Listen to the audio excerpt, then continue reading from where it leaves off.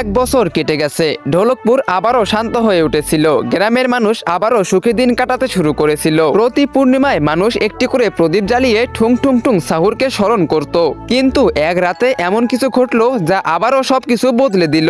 আবারও লাশ পাওয়া যেতে শুরু করলো। প্রতি দুদিন অন্তর কারো না কারো বাড়ির সামনে একটি করে কাটা লাশ পড়ে থাকতো। ভয়ে পুরো গ্রাম আবারও কাঁপতে শুরু করলো। একদিন গ্রামবাসী মহারাজের কাছে গিয়ে কান্নাকাটি করে সব কথা জানায়। রাতে মহারাজ দুই সেনাপতিকে আদেশ দেন, যাও এবং খুঁজে বের করো এই ঘটনার পিছনে কে আছে। কিন্তু সকালে ফিরে এলো শুধু তাদের নিথর দেহ।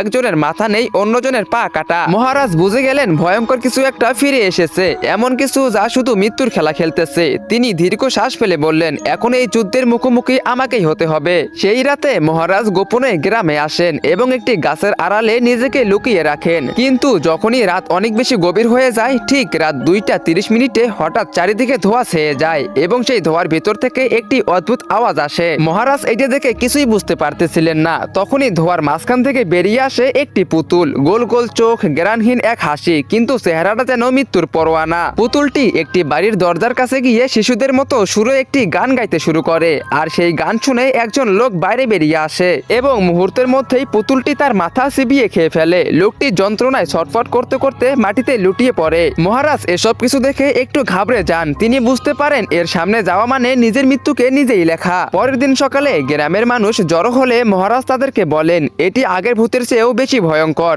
একে শুধু সেই হারাতে পারবে যে আগে থেকেই মৃত্যুকে জয় করে রেখেছে। তো বন্ধুরা, এরপর কি হয়েছিল? গ্রামবাসীরা এবার কাকে ডাকতে চলেছে? কে আসবে আর গ্রামবাসীদেরকে এই পুতুলের হাত থেকে বাঁচাবে? তোমরা সেটা দেখতে পারবে পার্ট 4-এ। পার্ট 4 দেখতে চাইলে ভিডিওতে লাইক করে চ্যানেলটিকে সাবস্ক্রাইব করে দাও। আর অবশ্যই কমেন্ট বক্সে পার্ট 4 লেখো। আর তোমরা যারা এখনো পার্ট 1-2 দেখো নাই, এখনই গিয়ে পার্ট 1-2 দেখে আসো।